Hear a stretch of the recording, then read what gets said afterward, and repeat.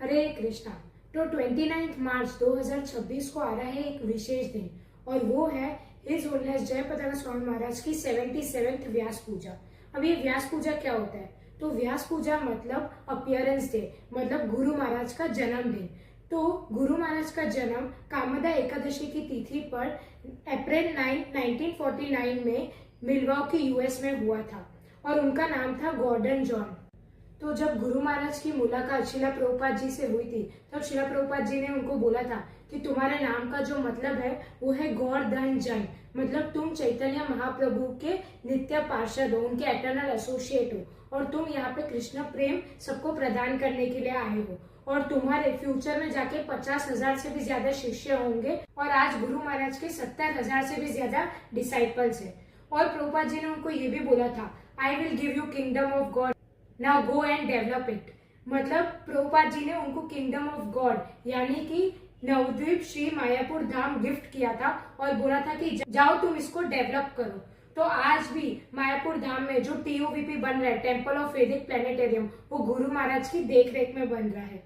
जब प्रभुपाद जी ने गुरु महाराज को दीक्षा दी थी तब उनका नाम रखा जय पताका। तो उनका मतलब ही ये होता है कि विक्ट्री फ्लैग।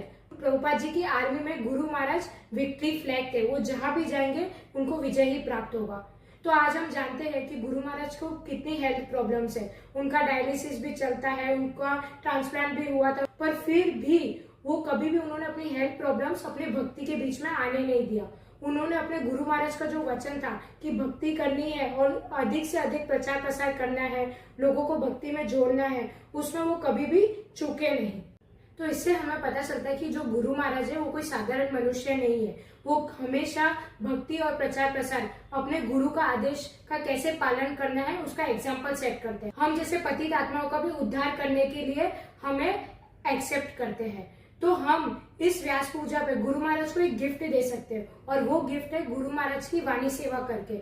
मतलब गुरु महाराज अपने सारे शिष्यों से चाहते हैं कि वो लोग शिला प्रभुपाद जी की बुक्स पढ़े, 16 माला जो करते हैं वो अटेंटिवली चैंटिंग करे और 4 नियम का पालन करे। इसमें से कोई भी एक चीज में हमारे से त्रुटि हो जाती है, कोई भी रूल हमसे ब्रेक हो जाता है भक्ति का, तो सीधा कष्ट हमारे गुरु महाराज को होता है। तो एटलीस्ट इस व्यास पूजा पे हम ये तो प्रॉमिस कर सकते हैं कि हमारी वजह से गुरु महाराज को कोई कष्ट ना हो।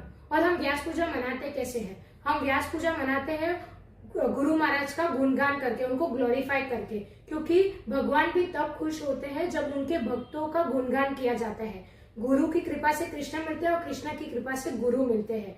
तो आइए हम सब मिलकर गुरु महाराज की व्यास पूजा उत्साह से मनाएं। तो इस्कॉन अहमदाबाद की तरफ से हम आप सबको गुरु महाराज की व्यास पूजा में आमंत्रित करते हैं। 29 और 30 मार्च 2 दिन हम गुरु महाराज की व्यास पूजा मनाएंगे।